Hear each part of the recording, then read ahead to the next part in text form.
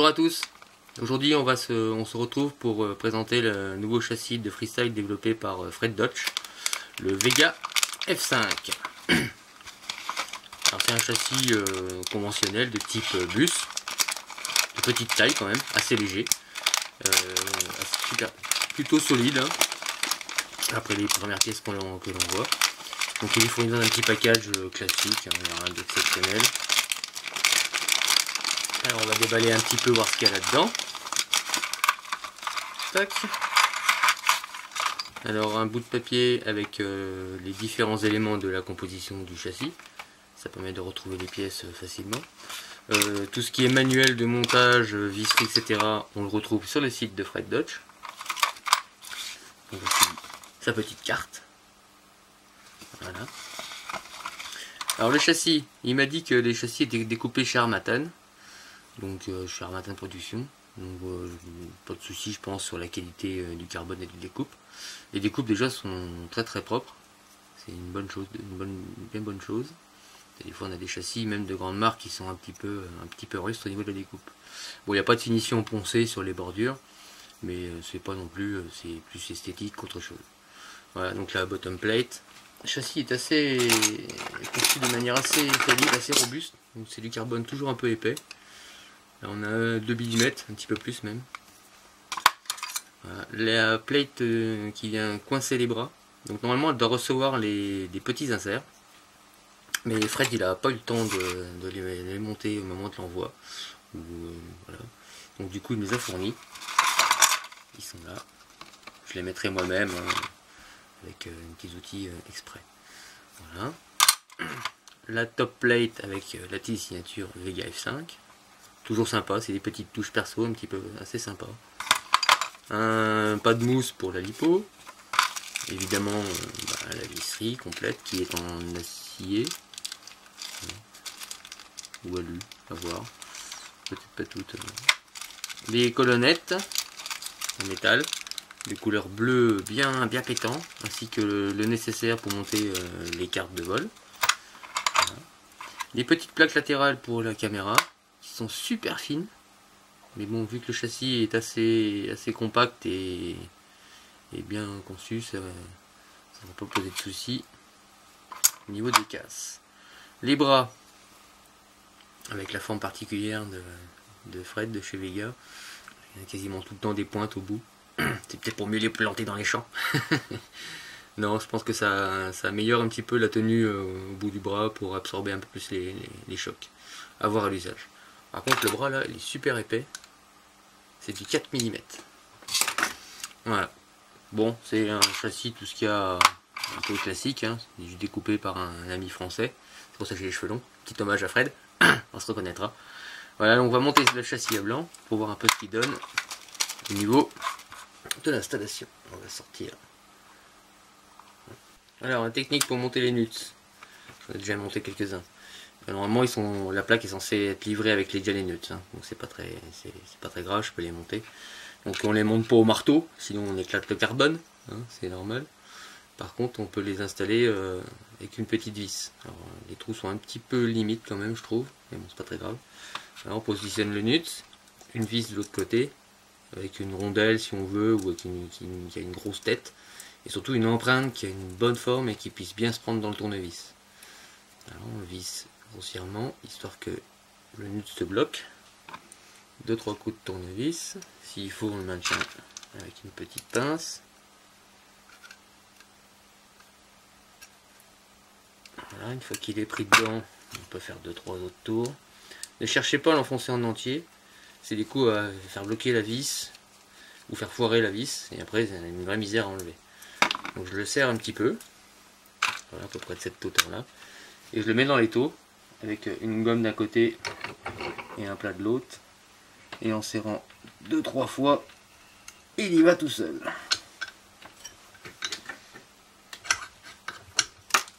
Hop là. Et voilà. On va faire pareil avec les autres. Hein. Il ne reste plus que 2. Alors après avoir monté les nuts sur la petite plaque qui va bien, on va procéder à un montage à blanc rapide pour voir un peu à quoi ça ressemble. cette jolie machine. Alors c'est parti.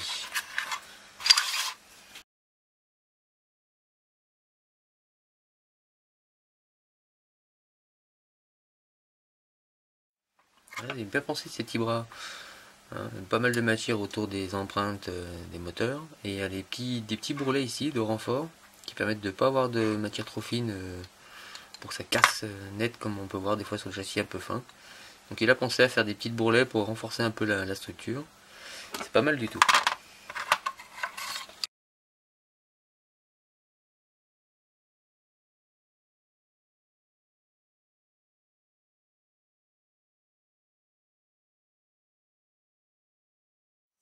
Voilà. Alors ça change un peu comme des Lumenier ou certains châssis qui ont les bras en dessous. Là en fait on aura une plate complète en dessous, plate, qui permettra d'avoir un meilleur maintien opposé. Ça évitera au bras de trop s'écraser ou trop casser, ou d'avoir une fracture qui pouvait se produire souvent sur les devants quand on faisait des frontales. Là on voit que ça peut pas taper tout de suite. Il n'y a que vraiment que par le dessus quoi. Mais il a pensé à faire une espèce de cage avec des colonnettes devant et des colonnettes derrière la caméra. Il y en a souvent, il n'y en a pas. Ça permet d'avoir un petit bloc à l'avant un peu plus solide.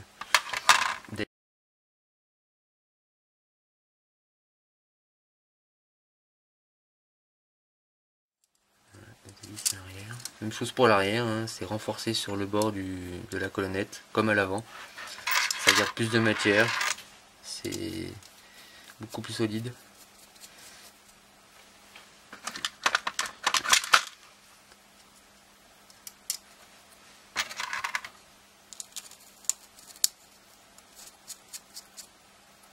Voilà. Donc il y a des petites rondelles plastiques pour pouvoir les mettre sous la PDB ou sous la carte si on a la carte directement ou les ESC. Ça évite d'avoir des contacts directs avec une surface aluminium. Pas ceci qui pourrait être conductrice. Ça isole un petit peu la carte. Voilà, on va mettre les 4 petites colonnettes histoire de...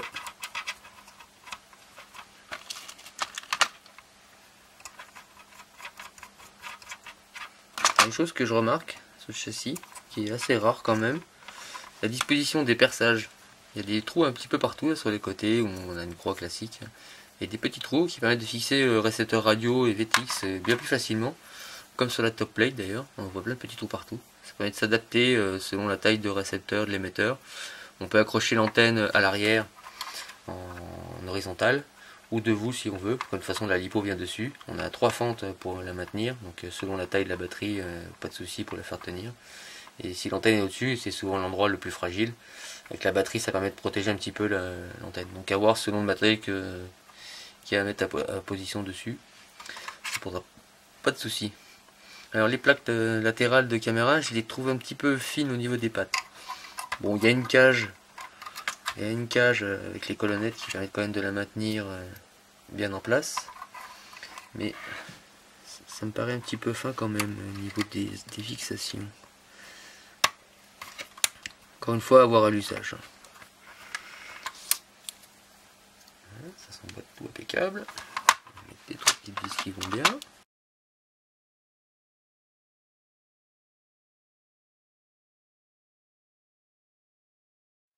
Et voilà pour ce petit châssis Vega F5.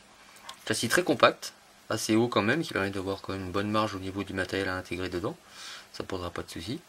Hein, le châssis, comme il a bras séparés, minimisera les vibrations. Et il semble quand même robuste et en même temps il pourra encaisser facilement les chocs. Voilà, les pièces sont disponibles en France, donc il n'y a pas de souci. Mais bon, vu comment c'est conçu, ça va pas s'écraser comme ça, quoi. Voilà, on va se faire une petite pesée, vite fait.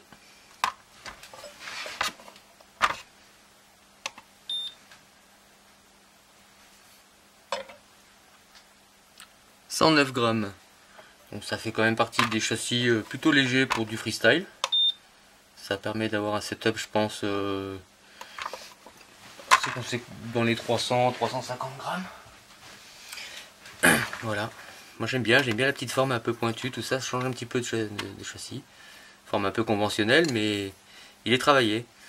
On sent qu'il y a une recherche quand même derrière de robustesse, de résistance et de qualité de vol à la Fred. Voilà. Alors pour accompagner ce joli petit châssis, le futur pilote a choisi lui-même son setup.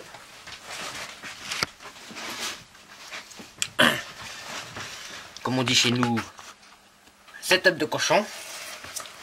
Alors on aura dessus des moteurs F60 2750 kV qui seront drivés par des ESC T-Motor 35 A en BLI 32, alimentés par une carte PDB, une hub OSD SE qui permet de supporter 180 A et qui a le current sensor intégré dessus. À voir si, voilà. La carte qui drivera tout ça sera une Revolt OSD, donc la Revolt F4, la Revolt 4, la dernière. Voilà. Un récepteur XSR de chez FairSky classique pour la radio. Antenne Menace RC qui viendra se loger sur un Unifi Pro V3. Et pour voir clair dans tout ça, on aura une caméra Runcam Swift 2 version Rotor Riot. Voilà un setup plutôt sympa qui devrait plutôt donner quelque chose de rigolo sur ce sachet là. Voilà, et ben on se retrouve bientôt. Je vais faire le montage, hein, donc il y aura les photos, l'album comme d'habitude. Et puis on verra ce que ça donne en vol, ce setup et cette machine. Voilà, merci de me suivre, tous les gars.